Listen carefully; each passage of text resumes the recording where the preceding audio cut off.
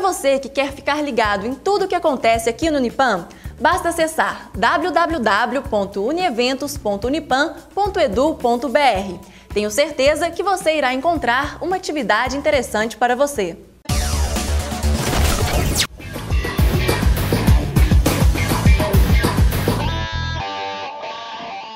E a dica cultural dessa semana fica por conta da professora Cristina Matos. Olá, é com prazer que estou novamente aqui no Conexão Unipam para dar dicas sobre cultura. Hoje eu vou falar sobre um filme documentário. Ele é um filme na sua extensão, visto que tem 1 hora e 20 minutos, mas o seu formato é um documentário brasileiro, que vai retratar o Festival das Canções Populares, tão conhecidos na década de 60, e um festival de uma forma muito especial, que foi o festival do ano de 1967. Esse festival aconteceu no dia 21 de outubro, e o documentário ele vai trazer 6 histórias com 6 músicas, simples assim, mas acontece que são músicas ícones para o nosso cenário da canção popular. Bem, começa com o primeiro lugar, que foi a música Ponteio, de Edu Lobos. Depois, vai voltando em cenas que se mesclam ao período do festival, no ano de 67, com entrevistas com cantores que participaram dessa noite. Uma cena icônica que nós temos, que é retratado nesse documentário, é uma cena do cantor Sérgio Ricardo quebrando seu violão, depois de ser vaiado pelo público. Na verdade, foi uma história que o público não compreendeu naquele momento. Ele mudou um acorde para a música ter mais uma toada brasileira, mas essa mudança de última hora não agradou aqueles que estavam no festival. E de tanto ser vaiado, ele então quebrou o seu violão e jogou para o público. As outras 5 cenas vão trazer cantores conhecidíssimos no cenário da música brasileira. A gente vai ter Roberto Carlos, Caetano Veloso, Gilberto Gil, Chico Buarque e novamente o Edu Lobo com o primeiro lugar, que então foi vencedor. Aí o que vai acontecer? Eles vão falando sobre cenas vividas, as músicas criadas naquele período, e aí o documentário volta para mostrar a polêmica que algumas músicas trouxeram, né, naquele cenário, como as músicas tropicalistas. Aí eu destaco a música Alegria, Alegria, do Caetano Veloso, que ela no início foi muito vaiada pelo público, mas depois convenceu. O público aplaudiu essa música. Essa música foi vaiada porque ela tinha elementos da cultura americana, com acordes da guitarra elétrica. Mas acontece que é uma música com a identidade brasileira, de um período muito rico nosso, que é a Tropicália.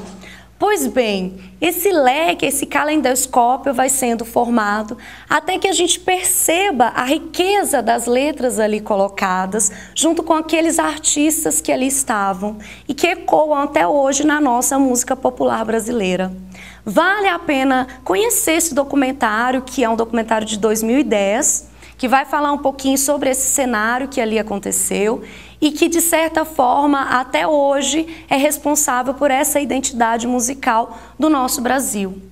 Se você ficou interessado, busque esse documentário Uma Noite em 67 e depois também procure mais informações sobre esse período da Tropicália. Entenda um pouquinho os ecos que esse documentário trouxe para a nossa realidade musical. Então fica aí a minha dica, Uma Noite em 67, é um filme documentário importantíssimo para a gente entender um pouco mais da nossa cultura nacional. Até a próxima, tchau, tchau!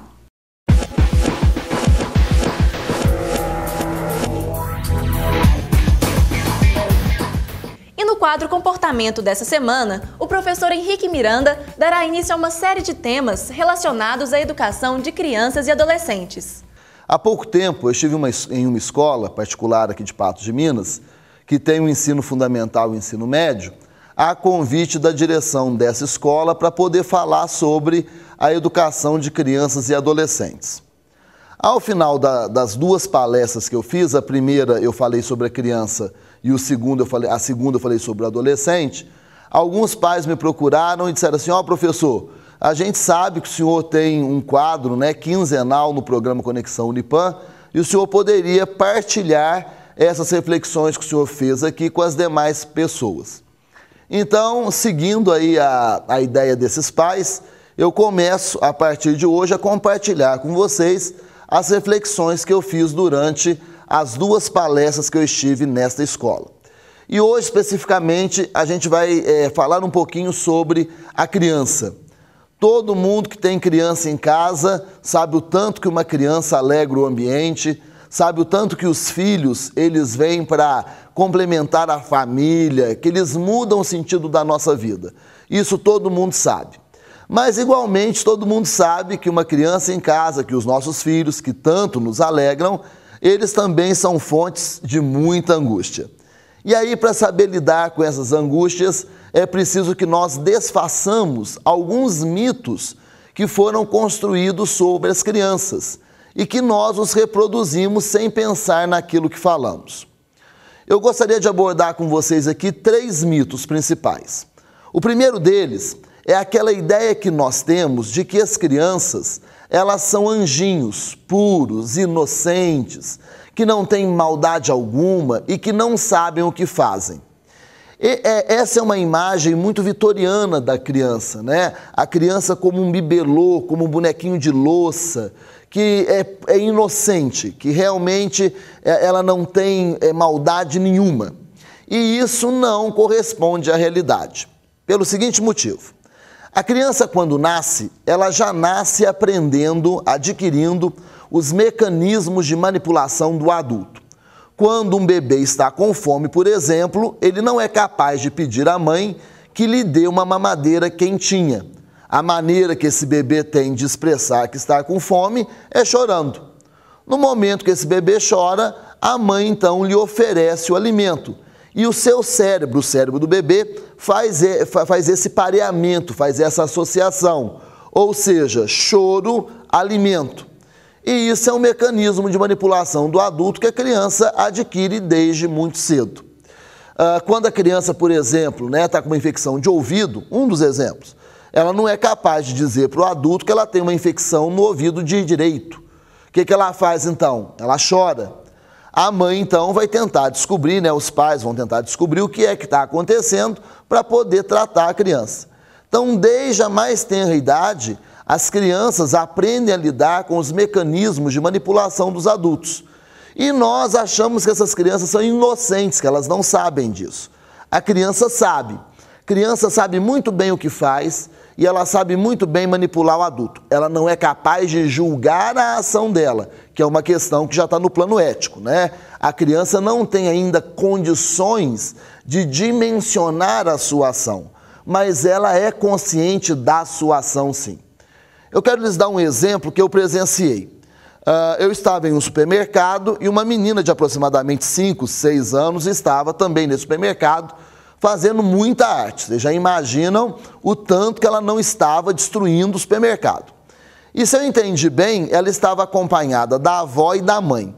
A avó vem e repreende a criança.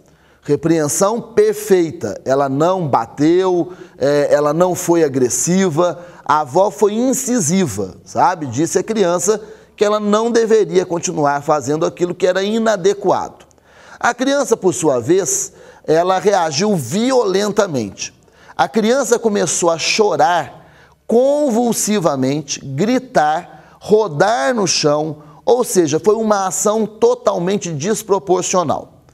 Nisso vem a mãe, segura a criança e pergunta, o que aconteceu? E a criança responde, a vovó me xingou. A mãe passa a mão na criança e diz, vovó, você não pode xingar a princesinha da mamãe. É uma questão behaviorista. Se você quer que uma ação se repita, você a reforça positivamente. Se você quer que essa situação, que esse comportamento, ele se extinga, você o reforça negativamente. Só que a mãe, nesse caso, reforçou positivamente a ação violenta de uma criança. E a criança aprende isso. Ela aprende, então, a manipular o adulto. Não estou dizendo aqui que as crianças elas sejam más, não estou dizendo que as crianças atuem pelo viés da maldade. O que eu estou dizendo é que para a sua sobrevivência como seres humanos, desde a mais tenra idade, as crianças aprendem os mecanismos de manipulação dos adultos. Bom, vou ter que parar por aqui porque o tempo é curto, mas no próximo programa eu continuo discutindo com vocês esses mitos que nós repetimos sobre as crianças. Espero ter contribuído com a reflexão e espero vocês no próximo encontro. Um forte abraço e até lá!